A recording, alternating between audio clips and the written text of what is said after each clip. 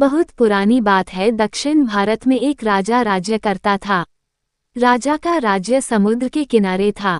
राजा को भोजन के साथ मछलियां खाने का बहुत शौक था। बिना मछलियों के राजा का भोजन अधूरा रहता था। एक बार की बात है, राजा के राज्य में बहुत तेज तूफान आया, जिसके कारण कोई भी मछुआरा मछली पकड़ने के लिए समुद्र में नहीं जा सका। उस दिन राजा को भोजन में मछलियां नहीं मिली, जिससे राजा बहुत उदास हो गया। राजा ने जब अपने मंत्रियों से इस बारे में पूछा तो उन्होंने बतलाया कि इतने तेज तूफान में समुद्र में मछली पकड़ने जाना अपनी जान पर खेलने के समान है, इसलिए कोई भी मछुआरा समुद्र नहीं जा रहा है। राजा ने घोषणा करवाई कि जो भी समुद्र से ताजी मछलियां लाएगा उसे मुंह मांगा इनाम दिया जाएगा। राजा की घोषणा सुनकर मछुआरों के मन में लालच तो आया, किंतु कोई भी मछुआरा अपनी जान जोखिम में डालने के लिए तैयार नहीं हुआ। उसी राज्य में एक बहुत ही गरीब मछुआरा रहता था। उसे जब राजा की इस घोषणा का पता चला तो अपनी दरिद्रता दूर करने के लिए वह अपनी जान की परवाह किए बगैर समुद्र में चला गया। समुद्र में उसने जाल फेंका, जिसमें कई बड़ी बड़ी मछलियां फंस गई। मछुआरा मछलियां लेकर राजा के महल पहुंच, किंतु राजा के सैनिकों ने उसे महल में नहीं घुसने दिया।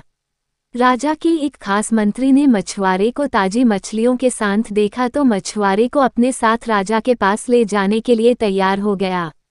मंत्री जानता था कि राजा मछलियां देखकर बहुत अधिक प्रसन्न होगा और इसके बदले मछुआरे को बहुत सारा धन देगा, इसलिए उसने मछुआरे के समक्ष एक शर्त रखी कि जो भी इनाम मिलेगा उसका आधा हिस्सा मंत्री अपने पास रखेगा।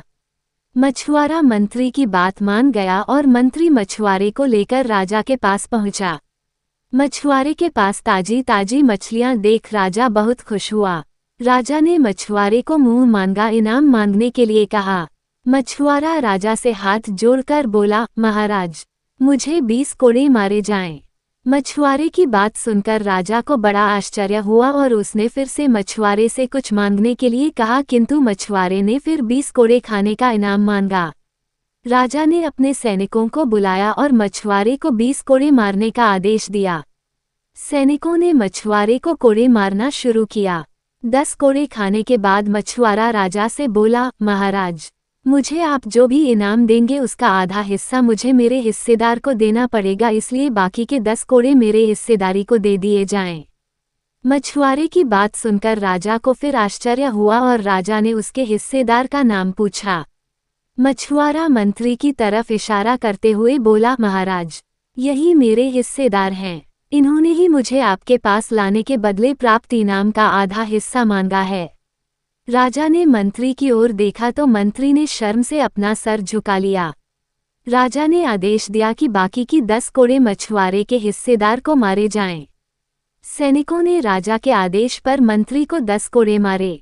राजा ने मंत्री को उसके लालच के कारण अपने मंत्री पद से हटकर राज्य से बाहर कर दिया और मछुआरे को बहुत सारा इनाम देकर विदा किया। शिक्षा। राजा और लालची मंत्री की कहानी से हमें शिक्षा मिलती है कि लालच में आकर कभी भी किसी को अनावश्यक रूप से परेशान नहीं करना चाहिए।